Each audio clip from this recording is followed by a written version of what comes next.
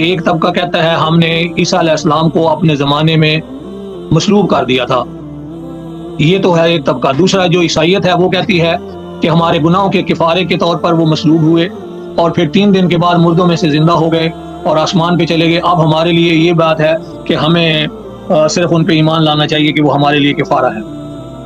اب قرآن کریم نے اس بات کی تردید کی اور کہا کہ یوں کہنے کے باعث، ترجمہ میں عام ترجمہ پہ پیش کر رہا ہوں، یوں کہنے کے باعث کہ ہم نے اللہ کے رسول مسیح عیسیٰ ابن مریم کو قتل کر دیا، حالانکہ نہ تو انہیں قتل کیا گیا نہ سولی پر چڑھایا گیا، بلکہ ان کے لیے ان کا معاملہ شبے میں ڈال دیا گیا۔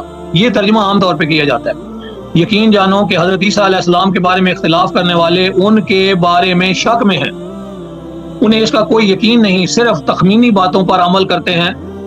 قرآن کریم نے ان کے سارے دعووں کو ایک زبان سے رد کر دیا کہ یہ سارے ظن کے پیچھے چلتے ہیں، اپنی اپنی گمان ہیں، ان کے اپنے اپنے ان کے خیالات ہیں۔